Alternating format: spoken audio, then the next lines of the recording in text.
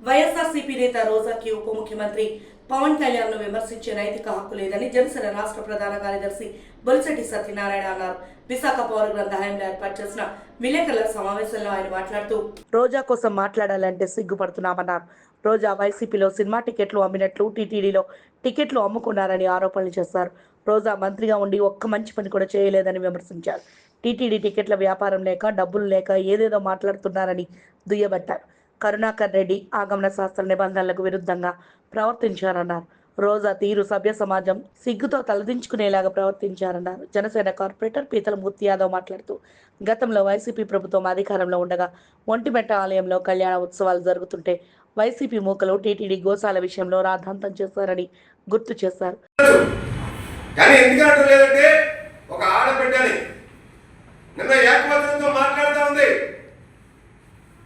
కనీసం సంస్కారం లేదు.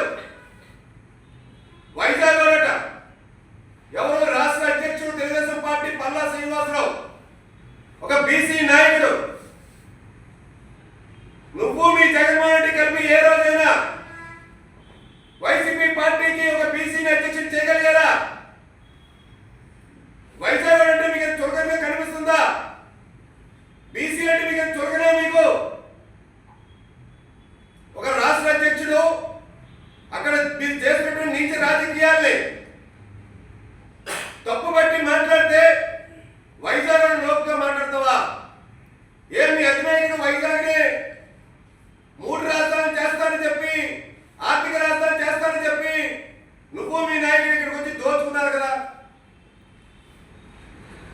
ఇదే రెస్పెక్ట్ బోడిగుడు కొట్టించేశారు కదా మీరు. అక్కడికి వచ్చి నీ 5 లక్షలతో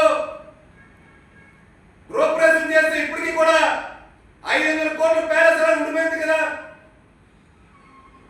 అంటే రోజా టూరిజం మినిస్టర్ గా కోట్లాది రూపాయలు అవినీతి పాల్పడినట్టు, టూరిజం ఆస్తులు తాకట్టు పెట్టి దారాదత్తం చేసి టూరిజం కి 100 కోట్ల రూపాయలు నష్టం కలిగించాడని చెప్పి అనడానికి మన యాత్రి నివాస నిదర్శనం. అరకు పాడేరులో ఉన్నటువంటి టూరిజం ప్రాజెక్టు ఇప్పటికీ కూడా కాంట్రాక్ట్ పనులు కంప్లీట్ చేయట్లేదు. కోట్ల రూపాయలు ముడుపులు తీసుకుంది రోజా.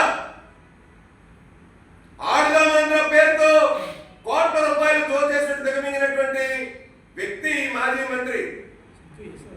ఇటువంటి వ్యక్తులు రాజకీయాల్లో ఉండకూడదని నగరి ప్రజలు నట్టి విరిచి రోజాను కూర్చోబెట్టారు.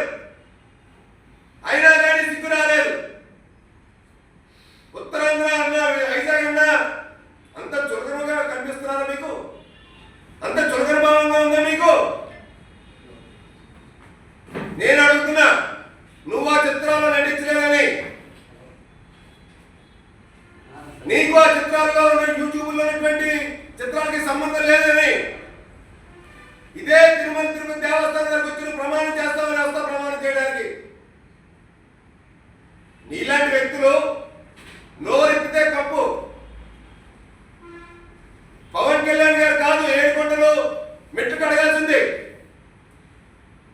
నువ్వు సుగంధ వాసనతో అరివిలతో నడుస్తున్నటువంటి రాష్ట్ర ప్రభుత్వంలో సంక్షేమ అభివృద్ధి 2 కళ్ళతో నడిపిస్తున్నటువంటి ఇద్దరు దిగ్గజాలు పవన్ కళ్యాణ్ గారు, చంద్రబాబు నాయుడు గారు.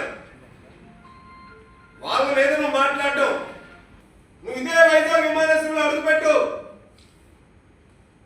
తరిమి కొట్టి పంపిస్తానని వైజాగ్ అడుగుపెట్టు. రోజా ఈరోజు సిలువ వేశారు కాబట్టి క్రైస్తవులందరూ చాలా బాధతో ఉంటారు. అట్ ద సేమ్ టైం 3వ రోజు లేచి వస్తాడు అన్నది తెలుసు కాబట్టి, అంటే ఆ రోజున నిజంగా జరిగిన రోజున బాధలు ఉన్నా 3వ రోజున లేచి వచ్చి ప్రపంచానికి అందరికీ క్రీస్తు మార్చినట్టుతో తెలిసింది కాబట్టి అందరూ గుడ్ ఫ్రైడేగా జరుపుకోవడం జరుగుతుంది. వాళ్ళందరికీ కూడా గుడ్ ఫ్రైడే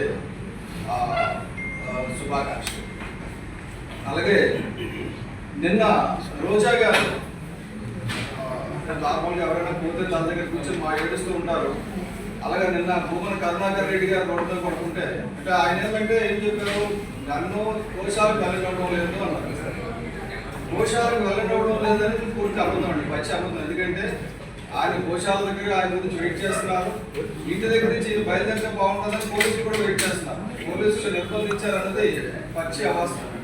ఎందుకంటే పోలీసులు ఏం చెప్పారంటే ఇక్కడి నుంచి పెద్ద దండయాత్రలాగా వెళ్ళొద్దు, మీరు ఒకరు ఆపారు అనేది వాస్తవం కాదంటే ఆ చుట్టూ ఎక్కడ పోలీసులు లేరు, చుట్టూ కూర్చుని కార్యకర్తలు కూర్చున్నారు, ఎక్కడ పోలీసులు కనపడడం. నెక్స్ట్ ఆవిడ చెప్పింది ఏంటంటే 6-7 పాయింట్లు చెప్పారు. కరుణాకర్ రెడ్డి గారు చెప్పింది 191 ఆవులు చనిపోయినాయి గోశాలలో, ఎవరు పట్టించుకోవడం లేదండి. అంటే యావరేజ్గా ఒక 15 ఆవులు నెలకి చనిపోతున్నాయి, ఎవరు పట్టించుకోవడం లేదు. గతంలో చూస్తే ఇప్పటి వరకు అక్కడ గోశాల పెట్టిన దగ్గర నుంచి ఈ రోజు వరకు చూస్తే ఆన్ యావరేజ్ 15 ఆవులు చనిపోతున్నాయండి. అది అదే డేటా కూడా ఉంది. కాబట్టి ఆ డేటా ప్రకారంగా చూస్తే 2025 జనవరిలో 18 ఆవులు చనిపోయినాయి, ఫిబ్రవరిలో 13 ఆవులు చనిపోయినాయి, మార్చిలో 12 ఆవులు చనిపోయినాయి. ఈ మృతుల సంఖ్య తగ్గుతూ వస్తున్న సమయంలో వీళ్ళు వచ్చి అడవులు ఏం చేస్తున్నారో నాకు అర్థం కావడం. అంటే ఇదివరకు హారతి డ్రామా వేశాడు కరుణాకర్ రెడ్డి గారు, నేను వచ్చి హారతి ఆపేస్తాను, నేను తప్పులు చేయలేదని చెప్పేసి. ఇప్పుడు హారతి డ్రామా పనిచేయలేదు, ఈ ఆవుల డ్రామా తీసుకొచ్చారు, గౌడ్ డ్రామా తీసుకొచ్చారు, తప్పండి అది. అలాగే రోజా గారికి నార్మల్గా జాతుల్లో 3 జాతులు అంటారు, ఒకటి మేలు, ఫిమేల్, ట్రాన్స్జెండర్. ఈవిడ 4వ రకానికి చెందిందని నేను అనుకున్నాను. ఎందుకంటే ముగ్గురు కూడా యాక్సెప్ట్ చేయరు, ఆడవాళ్ళంటే కూడా ఆడవాళ్ళు కూడా యాక్సెప్ట్ చేసే పరిస్థితుల్లో లేరు. ఆవిడ చేసిన కామెంట్స్ని బట్టి ఆవిడ అడిగిన దానికి సమాధానం చెప్పక్కర్లేదు. కానీ గతంలో సినిమా టికెట్లు బ్లాక్లో అమ్ముకుని సంపాదించినట్టుగా, ఆ తర్వాత దేవస్థానం టికెట్లో విపరీతంగా బ్లాక్లో అమ్ముకుని డబ్బులు సంపాదించిందనే దానికి తిరుపతిలో అంతా కూడా చాలా ప్రచారం జరగడం కాదు, ప్రముఖ పేపర్లో కూడా వచ్చింది. ఇవి ఏ పేపర్ మీద ఇవిడ డిఫమేషన్ కేసు వేసినట్టు లేదు, మోరల్లెస్ అది యాక్సెప్ట్ చేసినట్టు ఆవిడ. సో బ్లాక్లో టికెట్లు అమ్ముకొని, టీటీడీ దర్శనాల టికెట్లు అమ్ముకొని, ఆ తర్వాత ఇంకొక ఆర్గనైజేషన్, ప్యారలల్ ఆర్గనైజేషన్ పెట్టి 300 రూపాయల టికెట్ 3,300కి అమ్ముకొని చాలా కోట్లు సంపాదించడం అలవాటు అయిపోయిన తర్వాత సడన్ గా సంపాదన అంతా పోయిన తర్వాత వీళ్ళకి దిక్కు చోచక ఇటువంటి దందాలకి తెరతీశారు. ఆవిడ అడిగిన ప్రధాన ప్రశ్నలు చెప్తున్నానండి. లడ్డూలో పువ్వు ఉందని చెప్పి చెప్పారు, ఇప్పుడు సుప్రీంకోర్టు ముట్టికాయలు వేసిందని. అది కాదండి, ఆల్రెడీ కేసు అది ఆ ఏఆర్ డైరీకి శిక్ష పట్టడం కూడా జరుగుతుంది, వాళ్ళందరినీ అరెస్ట్ చేశారు, విచారణ ఉంది. దాని గురించి మద్యం విచ్చలవిడిగా అమ్ముతున్నారని